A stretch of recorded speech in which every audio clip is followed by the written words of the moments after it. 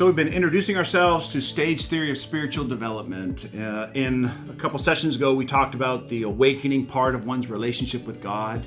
Awakening is this process of coming to see something of ourselves as we are, coming to see something of God as God truly is. And this awakening spurs us on towards spiritual growth. After we have awakened to who we are and who God is, the next piece of stage theory is purgation, and we talked about that in our last session. I realize this isn't a word we use very often, but purgation simply means the purification or cleansing of someone or something. We are cleansed from our sins of commission, that's our will, our sins of omission, behaviors, attitudes, motives, everything that isn't like Jesus.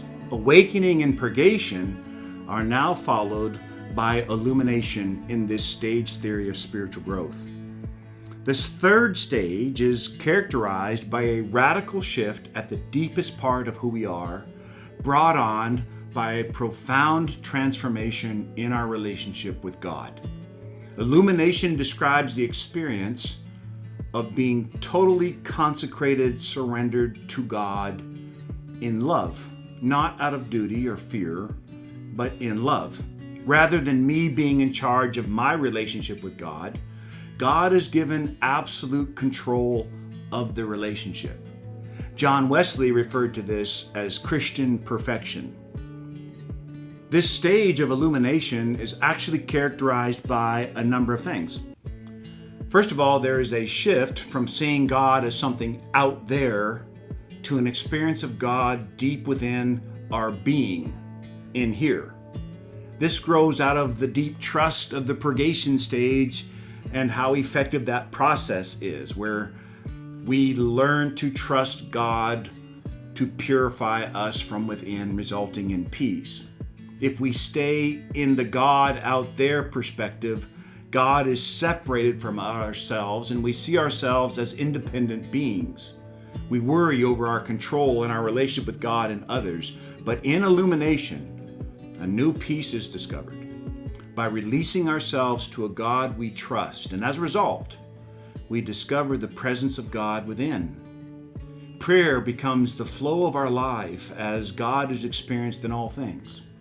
Paul's life of unceasing prayer isn't just something we now read about, it's actually something we experience. Prayer is not just something we withdraw to find, but now becomes something we cultivate in the hustle and bustle of life's demands. There emerges a new connection between our relationship with God and our relationship with the world. We live in a new empowerment by God for holy living in this world. We can now meet the world with compassion and creativity and transformation and redemption. Paul again describes this transformation in the fruits of the Spirit. The fruit of the Spirit is love and joy and peace and patience and kindness and goodness and faithfulness and gentleness and self-control, and against such things there is no law. These fruits of the Spirit are discovered as we release control of our lives and live in our newfound trust of God. Illumination is also characterized by increasing social concern, not out of obligation, but out of a real sense of God's love poured into our hearts for others. There's a major shift in what motivates us. We go from a heart that is self-centered in our relationship with God and others to a heart burning with love for God and living our life in a world out of that love. Illumination is a life of deep sensitivity and responsiveness to the presence of God deep within our being and at the heart of the life of the world around us. Illumination is where the love of God changes. We don't just fall in love with what God can do for us, we fall in love with God. And as we surrender to that love, our perspective and role and understanding of who we are in this world is illuminated into something new and something fresh.